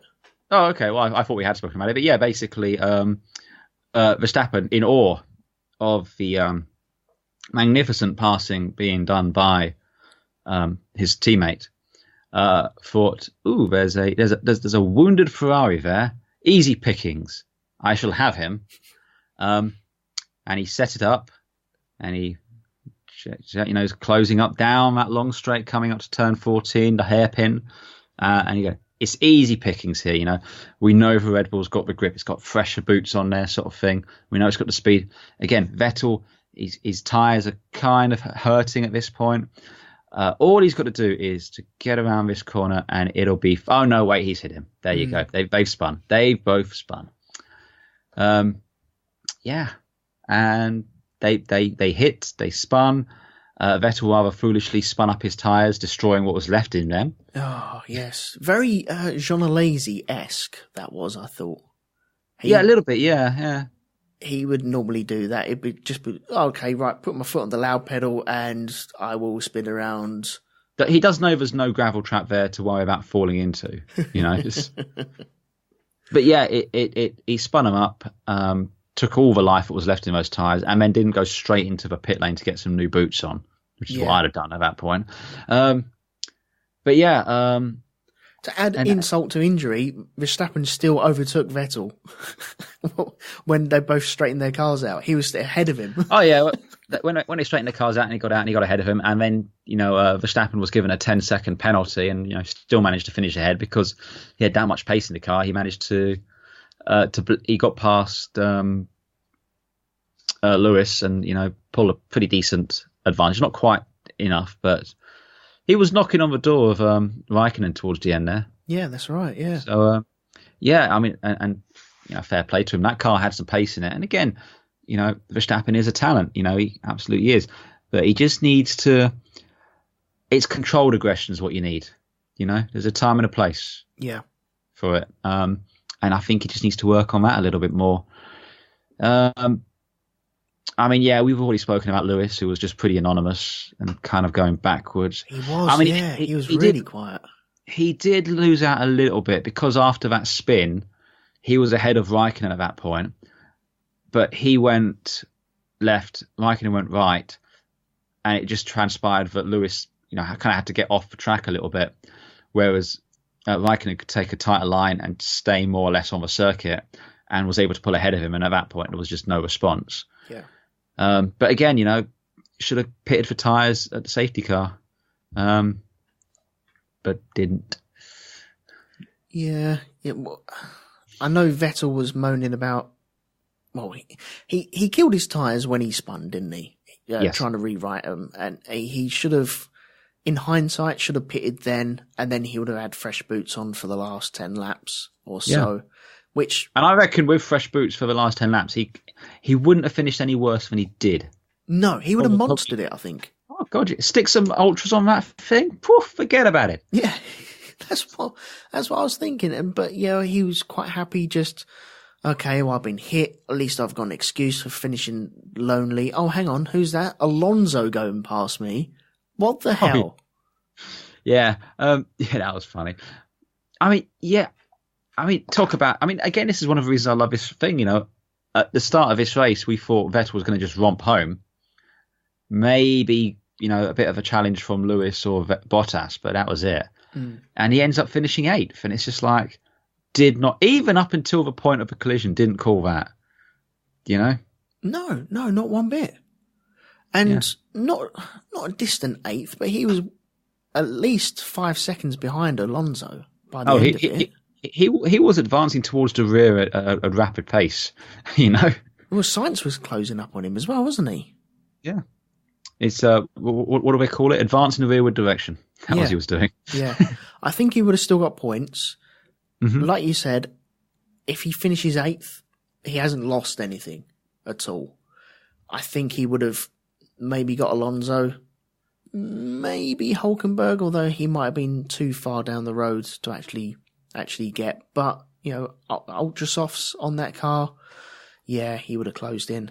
He would have closed in and ended up with points at least. I'm not saying that he would have been right up there, but sod it, you've spun. Let's put some boots on and have a bit of fun and see what we can actually do. Yeah, again, just a bit timid, a bit too, blinkered, I suppose. Like you were saying, they're focused solely on Mercedes and what they're doing. Yeah. And I can think of at least 2 times that championships have been won by people looking at the wrong person. Yeah. 2007 being the prime example. But yeah, you can't just be blinkered like that. You got to be looking at the big picture. But hell, hindsight's always 20/20. So, what about as we've established, we're both idiots. So. Oh yeah, clearly. What about the Alonso move on Vettel where he cut his nose off? I don't think he really cut his nose off, to be perfectly honest. I think Alonso had gotten the job done at that point. Vettel was falling off a racetrack with, effectively glass tyres. Yep. And Alonso just kind of sat and took the racing line and, Vettel just jumped out of the way. I don't really think anything to be said about it. Yeah. I think it was a nice, safe move with Alonso cutting over and taking his racing line, which didn't impress Vettel. I think that's fair enough. He's got the move done. He knows he can get him done at any point. If he fights him, it's just going to put off the inevitable. My complaint is on that. I didn't hear Vettel come over the radio saying, "Hey, I'm walking here." Well, I thought it was the equivalent of, when you're in a queue, let's say you got 3 lanes of traffic in front of you and you're in a queue and someone cuts in and you're like, oh, you throw your hands up, you're like, oh, Jesus Christ. And that's what he was doing for the rest of the afternoon. Once he'd screwed up his tyres, that was it. Oh, he got past me. What am I supposed to do? Well, put new boots on. But yeah, I feel he already had his excuse for finishing anywhere lower down in the points. If he dropped out the points, I think he'd be like, well, Well, you saw what Verstappen did to me. What can I do? And that was I just think, I basically think of once Ricciardo passed them both, it kind of took the fire out of him a bit. Yeah. He didn't seem quite as punchy as he had done in other races this season so far. I think he realised they'd made a mistake, and then they'd compounded the mistake. And after, I just don't know why he didn't go into pits after the spin. Yeah. But hell, hindsight is always 20/20, as we say. Yeah. So, is there anything else to do, or should we run down the top 10 finishers? Because Hartley was the only non-finish. Yeah, he was the only non-finish, and even then he was kind of... It was 4 laps from the end. Yeah, I think it was 4 laps from the end, and on the wiki, it's saying that it was collision damage. I reckon it's just sore arse, maybe. Possibly, yeah. He had Gasly up in it. I mean, again, I think there was a certain poetic justice for me that Raikkonen finished as well as he did after Ferrari screwed him, which they did. Again, Ferrari, they're very blink. I mean, this is the way Ferrari work. Ferrari, they're a one-man team. Yeah. I think it's... Oh, I'll tell you something just interesting at the beginning. We had quite a few drivers being told to swap places. We had Magnussen on Grosjean. I quite like how Grosjean say, seriously? 6 laps in? Seriously? I quite like that. I want them to do that on the first lap next race, just to fuck with him. I think that was it. I mean, nothing else immediately springs to mind and makes me go, ooh. I'm just having a quick look here and see if there's any post there. I mean, Vettel's grateful for Verstappen's post-race apology and how he did it. Ricciardo, China races were 50 bad ones. Miscommunications to blame for the Torro Roso collision. Apparently, Hamilton was worried about hitting either Vettel or Verstappen, which is why he was a bit timid going around them. Yep. We'll see. Vettel says the timing of the safety car was not right, presumably because he feels that he should have been allowed to get into the pits. Well, tough shit, mate. You locked in at the VSC last time. You lost this time. It's the way it works. Exactly, yeah. And you can't delay a safety car. You can't let them do another lap because the leader's not in the correct position. You throw a safety car, That's it. You're tough. I think, the other thing is, we've already mentioned this, but Helmut Marko, apparently, quite a few drivers have said, Max threw away a almost guaranteed podium and probably a win. I don't know about the win, but certainly a podium by, collecting Vettel like that. Well, I think he threw the winner away with the pass on Hamilton. If he'd waited a little longer, maybe a couple of corners more, then he would have got him. And he was already ahead of Ricciardo anyway, so I think he would have been odds on to finish in front of him, at least. So, yeah. With Vettel, though, I think... Because he got a 10-second penalty added onto his time, didn't he? So he finished ahead of Lewis Hamilton, but had to drop back because of the 10-second penalty, didn't he? Yeah, I mean, once he was told about the penalty, he was kind of on it. And, fair enough, to try and get by. But yeah, I mean, there wasn't a huge amount he could do. It was nice that they told him it in the race because it always gives him a chance to try and blitz to get by, to build up that much of a gap. But, I don't know. I mean, it's nice it was consistent also with the penalty Gasly got. So, because Gasly got the 10 seconds as well for effectively doing exactly the same thing. Yeah, I think if they'd applied that to Gasly earlier on in the race, then they can't really apply something different to Verstappen later on, can they? Yeah. Yeah. Okay, cool. Right, well, I think that is everything covered in this race. I'll just run down the top 10 and then I'll let you... Do you want to do drivers and constructors again? Yeah, why not? Okay, right. Okay, the top 10 from this race. We had Daniel Ricciardo finishing first. Valtteri Bottas was second. Kimi Räikkönen was third, lucking into that, but quietly, and looked like a big robot on the stage while Daniel was doing his shoey, and he had a look of, nope, not doing it this time, not happening, no way. They both looked pretty kind of unimpressed by the whole thing. It's as if they forget, and then they're like, oh shit, he won. Oh no. Anyway, Lewis was classified finishing fourth. Max Verstappen, even though he finished ahead of Lewis Hamilton, was dropped back down to fifth position. Nico Hülkenberg was in sixth position. Fernando Alonso in the McLaren had a fairly quiet race in seventh position. Sebastian Vettel, when he almost knackered tyres, finished in eighth position. Carlos Sainz was in ninth, and Kevin Magnussen in the Haas was in 10th position. So there's your top 10. Do you want to do the drivers and then constructors then, please? Certainement. So for the drivers, we've got quite a bit of movement here. We've got Kimi Räikkönen in fifth. So he stays where he was before.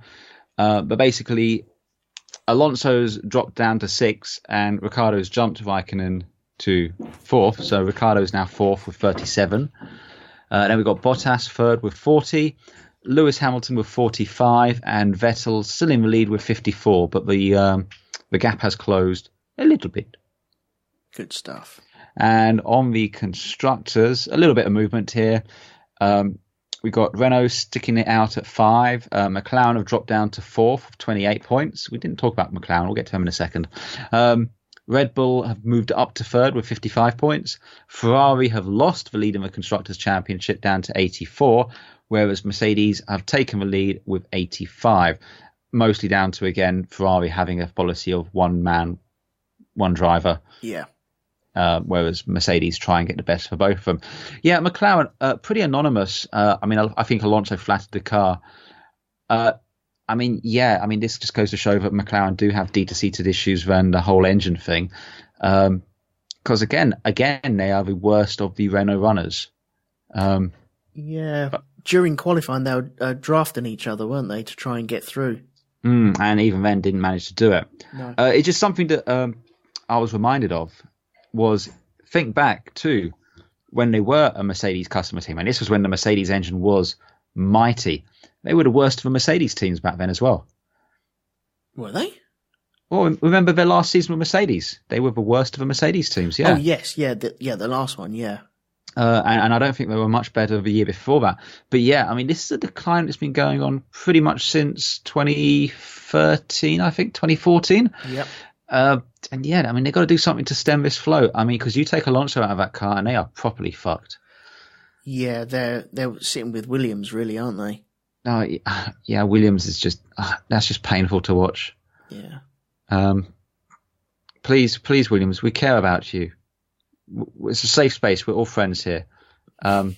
Get help.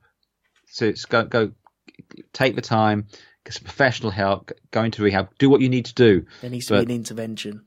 Yeah, there needs to be an intervention for both of them, Williams and McLaren. We need to sit down with both of them. Because I don't want to see teams like that running around at the back.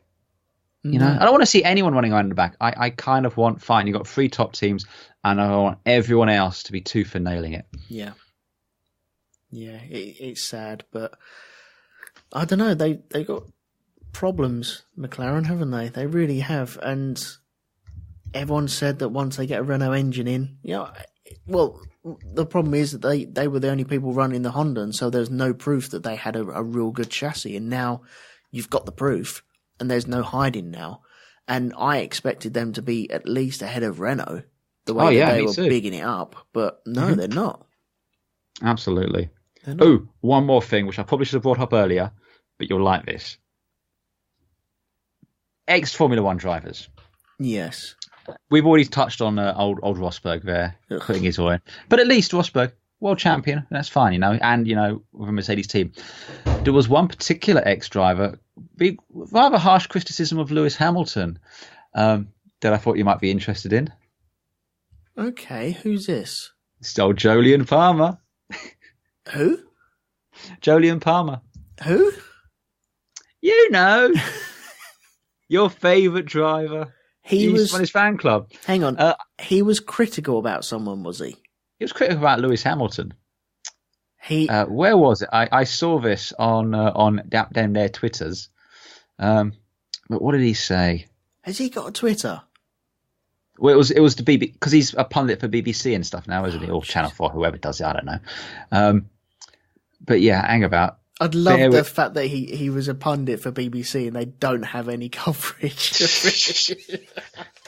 Hey, all we could say is it does kind of sum that up. Well, yeah, him and his dad is sat there going, "Oh, look, son, I've got you a pundit on BBC," and he's like, "Oh, brilliant! I used to watch BBC when I was a kid, Dad."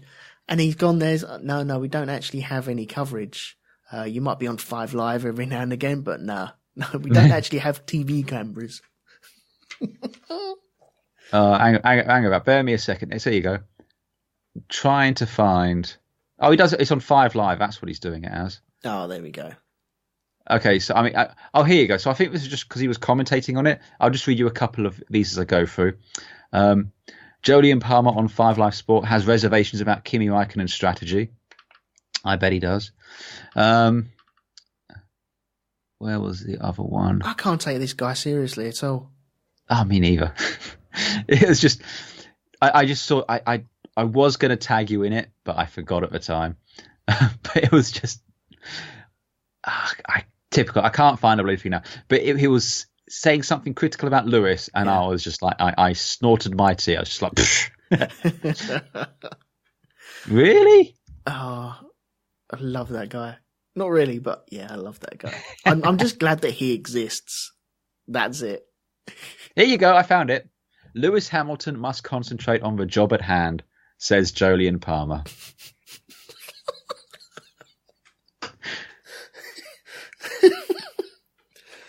Here you go. Here's his insight. Hamilton has got to get over those tyres. There's no point worrying about it now. It's important he gets his head down and stays within 10 seconds. Words of wisdom. Wow. Where were them words last season? Oh, I'm sure he was saying all the right words, just not while he was driving them. That's why we call ourselves idiots at the beginning, so we can null and void any criticism. Really. Oh yeah, we're straight up with our lack of knowing what the fuck we're doing. So yeah. Yeah, but he's getting paid. Someone's actually paying him as a pundit. I don't know. He might just be turning up like Dennis Waterman style, you know. I'm here to sing the theme tune. And sing the theme tune. Right. Anyway, I've got another email. We got another email. Oh, yes, we had more communications. Yes. Message for you, sir. This is from Mr. Lee Harvey. Lee Harvey. That's a name I've not heard in a long time. A long time. Exactly. Yes. And he sent an email to box at grandprixpodcast.com, and he says, "Evening, chaps.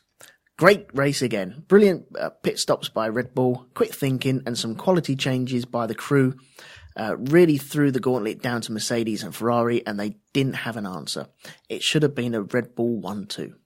As for that, you know I am a fan of Verstappen, but he didn't cover himself in glory today. It's very frustrating as he should have won the race. The only difference between the two Red Bulls is patience. Danny has it, Max doesn't. You could see the performance of the cars, well, the tyres probably, were streets ahead of the rest after the safety car. Verstappen didn't need to try to force things, and once again, it cost him a podium finish. Sure, Vettel ballsed up the corner, but Max shouldn't have tried for the move. But as for Danny Rick, what a hero. Stayed patient, took his chances, and nailed it. I really hope that they can keep this going, and maybe even give him priority in the team if he keeps winning. Verstappen would do well to learn from his approach to racing. Enjoyed seeing Hamilton and Vettel getting bossed around. I have little time for either of them whining entitled shits. Oh dear, there we go. I hope Kimi enjoys the extra helping of ice cream he's undoubtedly been rewarded with. Cheers, gents. Lee. Get Outlook for Android. Why has he put that on an email? Idiot. Anyway, thank you very much, Lee. Because when you used to read it, it's the thing. Sent from my. I don't know. Do you think they're going to be pleased that Raikkonen came home third, or are they going to be miffed that he didn't manage to magic Vettel into that position? I think they're glad that they signed Kimi Raikkonen because Vettel fell off the track and caused problems, and so they had their safety backup, which scored them points, which keeps them in shooting distance of Mercedes, even though they've lost the lead. Without Kimi Raikkonen, they wouldn't be there. So I think their plan B has played well, and they've got a podium out of it, so that they can't moan about that. Fair enough. Right, on to our predictions, I think. Anyway, thank you, Lee, for sending that in. Much appreciated. And if anyone wants to send any more emails in to be destroyed by me reading them out, or maybe Andy reading them out, then please send them to box@grandprixpodcast.com. So there we go. So, predictions. Do you remember what you predicted last time out for the Chinese Grand Prix? I remember I didn't get a lot of points this time out. In fact, I believe 0. Well, spoilers, yes. You got no points. So, in the qualifying for pole position, you predicted Hamilton. You get no points. No points. For myself, I predicted Kimi Raikkonen, who was, less than a tenth of a second off of pole position. But yes, I still get no points. But I was going to say, we go for Dominic Toretto rules here. Doesn't matter if you win by an inch or a mile, still winning, but you're not. Exactly, yes. So, 0 points for either of us. For the race, you predicted Hamilton to win. That was a big fat 0. Now, in my defence, I didn't know he'd be shit this week. Oh, okay. Well, okay. I'm assuming you know that he's not going to be shit next weekend. I'll let you know. I'll let you know in 2 weeks after the race. Okay, cool. Right, I predicted Vettel, which, he came close. He was 8th. So I get 0 points for that as well. So we're doing well. Yeah, we're doing well. We're doing quite well. Our on the pin decision, we had Red Bull on the pin. Now, we had to choose a position on which we think the top Red Bull would finish, and it had to be on the pin. None of this nearest the pin malarkey that other people do. Had to be on the pin. Yes. And do you remember what position you went for? I think I went with 3rd. No, you went for 2nd. Ah! Second, man. Damn it. So close. But close. As we say, none of this nearest to pin malarkey. No, it's you land on that motherfucker. Yeah, that's right. So you end up with 0 points. You get nothing. Exactly. I went for position 4, which was still nowhere near. It's just as near as you because Verstappen ended up 5th. Actually finished 4th. But, he still wasn't the leading Red Bull. But there was a point of the race before the safety car that he was running in 4th. And I was thinking, okay, I'm quite happy if this finishes now. At least I get a point for this weekend. But no, didn't work out that way. So, neither of us scored any points in that. So I'm still leading by 4 points to 0. I'm going to take that as a win, though. You're more than welcome to take it as a win, even though you didn't. No. Well done, you. Thank you. So, the next time out, we have the Bahrain Grand Prix, or the Azerbaijan Bahrain Grand Prix? Baku Grand Prix. Yes. Azerbaijan Grand Prix. Azerbaijan. It's just fun to say that, isn't it? Yeah, it is, yeah. So, this was the most exciting race last season, wasn't it? It was, wasn't it? It was, although it was the most boring race the previous season. So, yes. We do have to take it with a little pinch of salt. I'll give you the stats such as they are, of which we've only had 2 races. Last time out, 2017, we had a pole position was Lewis, the fastest lap was Vettel, and the podium was Ricciardo from Bottas from Stroll. For if you recall, a certain somebody did lose his shit and crash into the back of Lewis, who then had to go and stop because his headrest fell out. That's right, yeah. Something like that. And that was, last year was the first. Was last year the first one? Second one. It was the second one, but it was the first time it was called the Azerbaijan Grand Prix. It was the European Grand Prix before that. That was it, yes. Because I'm trying to, I'm searching for Azerbaijan, and like he goes, 2017 was the first one. I was like, but I remember it being incredibly dull the year before. But as you say, it had previously been known as the European one. Yeah, that's right. And Daniel Ricciardo did a wonderful move, took over two people going into one corner, I think it was, and then ended up winning the race, didn't he? It was, yes. Yeah. So who are you going to have for pole position then next time out? Oh, you know what? I've picked the last couple of times. I think you should pick. You're still behind me on points. That's I know, the way but I'm feeling. Is that because you're making up the rules as we go along? Okay, right. I'll tell you what. I'm going with Kimi Räikkönen for pole position. Yeah. Yeah. All right. Anyway, I want to have another quick look at the 28 last year's race. Okay. Where is it? There you go. 2017. What did the grid look like? What did the? I don't want to look at the 2017 Formula One season. You stupid thing. There you go. That's what I want. Haha. Yeah, I mean, qualifying, it was 2 Mercedes from 2 Ferraris from Verstappen. Because, last year, Danny Rick came from 10th. Yeah. Which was amazing. I'm going to go with... Oh, fuck it, I'm going to say Hamilton. If I keep saying Hamilton all season, sooner or later I'll get a point. Yeah. The law of averages says it's going to happen. Yeah, that's the law of multiple choice, isn't it? Just choose one all the way through and you'll pass. Yeah. All C's all the time. Mm. Okay, for the race, who would you like for the race, or do you want me to go first for the race? You know what? For the race, I'm gonna go. None of this strategizing bullshit and stuff like that. I'm just gonna go for who I want to win, and I want Danny Rick to win. You want Daniel? Okay, Ricciardo. See, that's who I go for. Who I want to win. But now I'm gonna have to play the opposite game. If you're playing that game, oh dear. Ooh. I have a feeling that Lewis Hamilton might only win one race before the mid-season break. Really? Yeah. Do you think it's this one? No, I don't think it's this one. I'm not. It'll probably be like Monaco or somewhere like that, but I reckon he'll probably turn it around and just win everything from now on. But I think he'll only win one before the mid-season break. Can I say that? Can I actually say that and write that down? You can say that, and you can make a little note in your book, and if that doesn't happen, it doesn't matter because there's no points on that one. But, I just don't have to look back through the book to find it. That's all. Yeah, exactly, yeah. Okay, Ham not to win. There we go. Who do I want to win? I reckon Verstappen. Okay, so we've got a Red Bull head-to-head here. Yeah, we have, yeah. Okay, and for our third column, what would you like to go for in that? Have you got any ideas, any thoughts or plans? Well, I've got a couple of thoughts. We did have a little chat earlier if we came up with any ideas. And what was it I suggested to you? It was...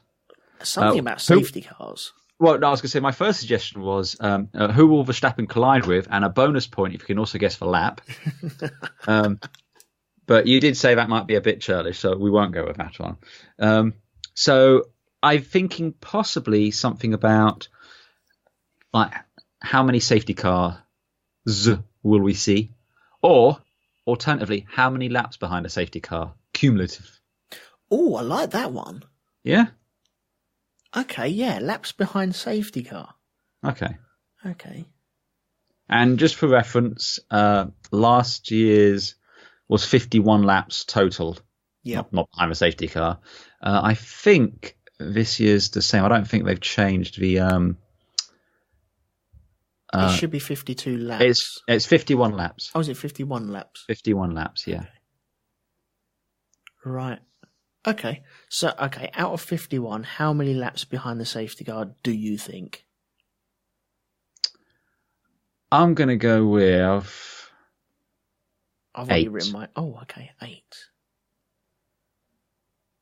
So you're assuming that there will be a safety car?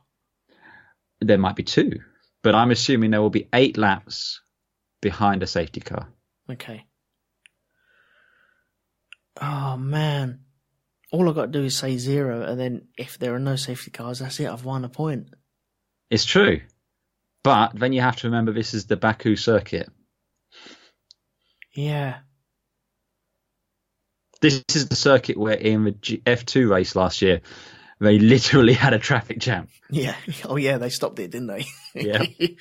Okay, so does this have to be nearest the pin? Because No. it's... Nah, I don't think we do nearest the pin. I like, you got to nail it. The third column, I think you've always got to nail it. Okay, right. I'm going to write 0.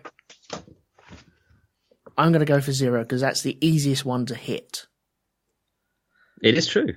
But I'm going to right next to it 12.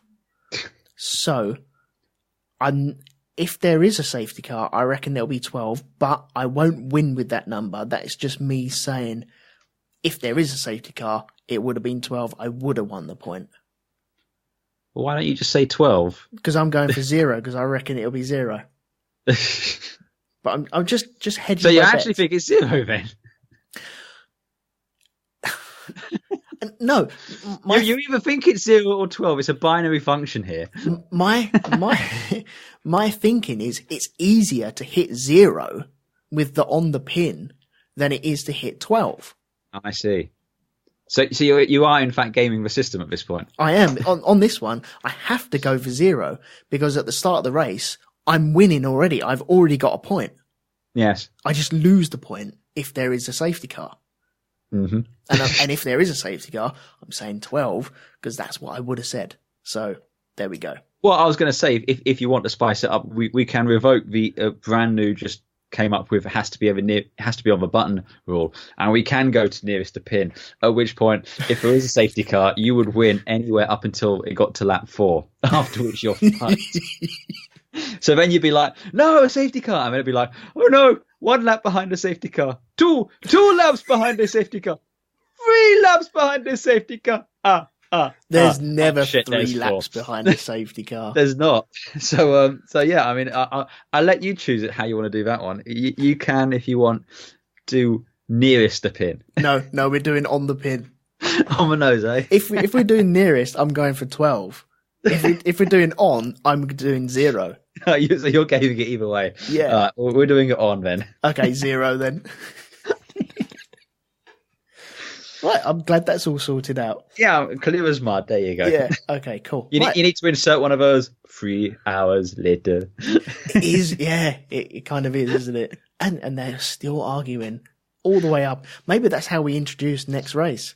Next race, yeah. We just continue to argue about that. Okay, right. I think we should draw this to the close because this has been a different episode. You know, if you are tuning in for the very first time, we're sorry. We're so sorry. We're so sorry. I'm all out of sorts. I've had phone calls and other things during the recording that hopefully I've been able to get rid of. But yeah, it's been a peculiar recording session. So yeah, dive into the back catalogue or dive onto some other podcasts that we have. And where can they find them, Andy? They can find almost all of the good stuff. See, I nearly swore there, but I remember. Oh, wait, we've already sworn in this one. You can get all of the good shit over at RogueTwoMedia.com, where you can listen to myself and yourself and many other people talk about many other things, be it the Apollo space missions, be it the D-Day landings, be it whatever random stuff Elton feels like talking about on a Wednesday evening. Yeah, that's true. There's a lot of fun stuff on there. You can listen to me talk about random science fiction stuff at The Great Derelicts, which you can also find through RogueTwoMedia. It's all over there. It should be a one-stop shop for stuff. Yeah, exactly. Yeah. So pop along to RogueTwoMedia.com. You can find all the links there to all the shows that we like.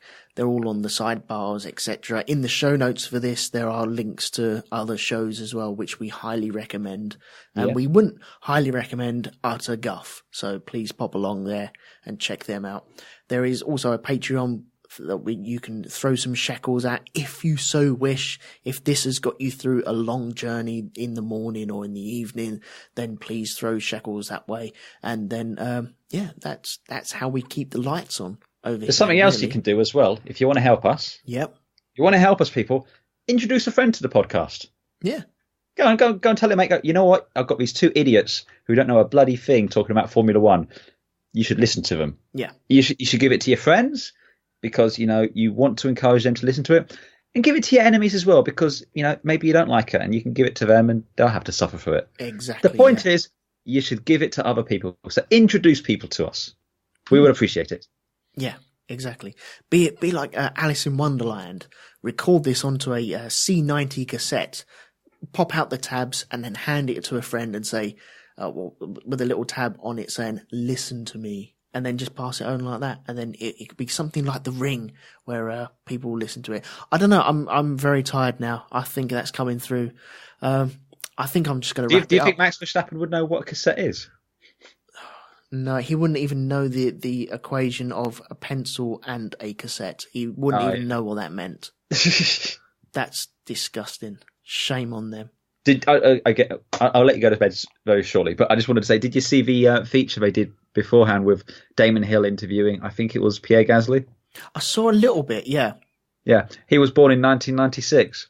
Oh, man. And then they had Hill saying, does that year mean anything to you, aside from the year you were born? Anything special happened, man? Well, okay, I saw a little bit of that, and he was like, He's looking at him going, well, I should know something. He goes, you were quite young then. And he goes, I won the championship. He goes, oh. That's so bad, though, isn't it?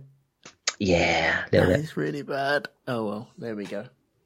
Right, I think we'll leave you guys there then. Thank you very much for listening to this and downloading it. As we say before, please share it around, tweet it, like it on Facebook, etc. All the links are all there for you. Especially to Nico Rosberg and Jolyon Palmer. Yeah. We love you guys. So until the Azerbaijan Grand Prix, we'll see you later. Bye-bye. Ta-ra.